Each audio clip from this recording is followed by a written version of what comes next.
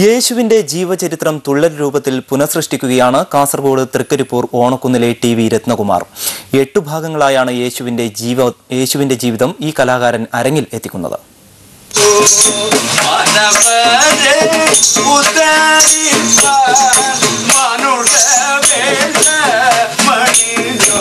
സാധാരണ തുള്ളൽ കൃതികളിൽ നിന്നും വ്യത്യസ്തമായി ശാസ്ത്രീയ മുദ്രകളും മനോധർമ്മങ്ങളും ഉൾപ്പെടുത്തിയാണ് 2.5 മണിക്കൂർ ദൈർഘ്യമുള്ള ഈ ഓട്ടൻതുള്ളൽ അരങ്ങിലെത്തിക്കുന്നത്.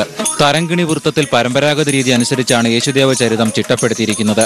പിതാവും ഗുരുവുമായ കരിവള്ളൂർ കെ.ടി. കുമാരനാശാന്റെ യേശുവിന്റെ അത്ഭുതാനുഭൂതി എന്ന കൃതിയാണ് ഇതിനായി രത്നകുമാർ തെരഞ്ഞെടുത്തത്.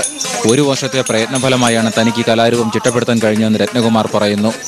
ധാരാളം സാമൂഹ്യ സാംസ്കാരിക രംഗത്ത് അവതരിപ്പിക്കുന്ന തുള്ളലുകൾ അവതരിപ്പിച്ചിട്ടുണ്ട്. കേരളത്തിനും വെളിയിലും ഒരുപാട് സംസ്ഥാനങ്ങളിൽ. അതിലുമുപരി യേശുദേവൻ്റെ ജീവചരിത്രം എന്നൊരു തുള്ളൽ കഥ അവതരിപ്പിക്കാൻ ആഗ്രഹമുണ്ടായി. ഈ കഥ 73-ൽ എൻ്റെ അച്ഛൻ കെ.ടി. കുമാരനാശൻ എഴുതുകയും അത് പഠിച്ച് അവതരിപ്പിക്കാൻ ആഗ്രഹമുണ്ടായി. സാധിച്ചില്ല. അതിപ്പം ഈ വർഷമാണ് പഠിച്ച് അവതരിപ്പിക്കേണ്ട അവസരം കിട്ടിയത്. 32 വർഷങ്ങളായി ഓട്ടൻതുള്ളൽ രംഗത്തുള്ള ഇദ്ദേഹം ഇതിനകം 5000-ലധികം വേദികൾ പിന്നിട്ട് കഴിഞ്ഞു. കഴിഞ്ഞ വർഷത്തെ തുഞ്ചൻ അവാർഡും യുനിസെഫിന്റെ അംഗീകാരവും ഈ കലാകാരനെ തേടിയെത്തിയിട്ടുണ്ട്. ഹിന്ദി അടക്കമുള്ള അന്യഭാഷകളിലും ഓട്ടൻതുള്ളൽ അവതരിപ്പിക്കാനുള്ള തയ്യാറെടുപ്പിലാണ് രത്നകുമാർ.